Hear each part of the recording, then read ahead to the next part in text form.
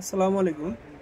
প্রত্যেক দিনই এমন এক দুইটা করে কল আসে, যে কলগুলোতে বলা হয় যে আমি রাষ্ট্রবিজ্ঞানের ছাত্র বা ছাত্রী, আপনার বিধানসভা সমষ্টিতে জানতে পারি কি, এরকম ধরনের প্রশ্ন করা হয়। বা কেউ কেউ এরকম করেও বলে যে অমুক অমুক অমুক এই তিনটা বিধানসভার মধ্যে কি আপনি পড়েন। আমরা আজ পর্যন্ত যতগুলো কল এসেছে, আমি আসামের যেই বিধানসভা বিধানসভাতে বসবাস করি, সেই বিধানসভার জন্য অ্যাসেসমেন্ট থাকা কোনো স্টুডেন্ট আজ পর্যন্ত আমাকে ফোনই করেনি। হ্যালো, অন্যান্য সমষ্টির কথা বলে ফোন করে। তাই আমি পলিটিক্যাল সায়েন্সের স্টুডেন্টদেরকে একটা সহজ টিপস দিবার চাই। তোমাদের অনেক কষ্ট হইতেছে, যেমন তোমরা ফোন করো, তুমি যে সমষ্টিগুলোর অ্যাসেসমেন্ট লিখতেছো বা কাজ করতেছো, সেই সমষ্টির মানুষের পায় না। তোমরা সহজ করে এই কাজটা করতে পারো। যেভাবে তোমরা নির্বাচন কমিশনের ওয়েবসাইটে যাও, গিয়ে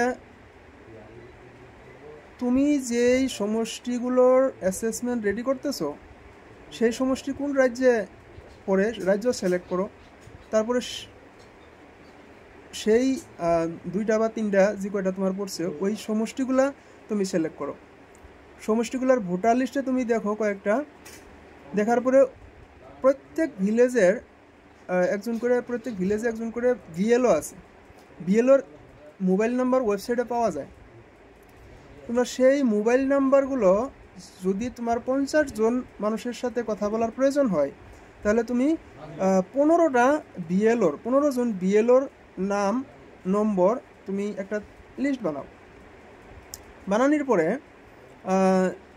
15 জন কেন, যদি 10 জন হয়, 10 জনেরকে যদি রিকোয়েস্ট করো 5 জন করে, তাও হয়তো। কিন্তু 15 জন বললাম কি কেন, কিছুগুলো বিএলও হয়তো তোমাকে উত্তর দিবে না, তারা ভয় পাবে যে কিবা ফ্রড কল এরকম ভাববে। তাই তোমরা 15 জন বিএলওর, মানে একটা করে সমষ্টির কথা বলছি, একটা সমষ্টিতে 15 জন বিএলওর নাম লিস্ট করো।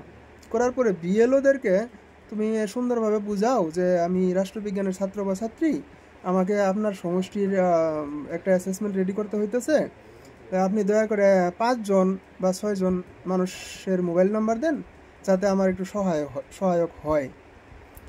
দেখবে তুমি 15 জনের ভিতরে 10 জন পেয়েই যাবা, 10 জন কথাটা বুঝবে। তো এই 10 জনে যদি 5টা করে মোবাইল নাম্বার দেয়, তোমার 50 জন হবে।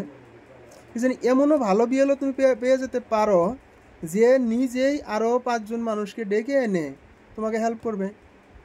যাদের বাড়িতে স্টুডেন্ট আছে, তারা মানে সহজেই বুঝবে।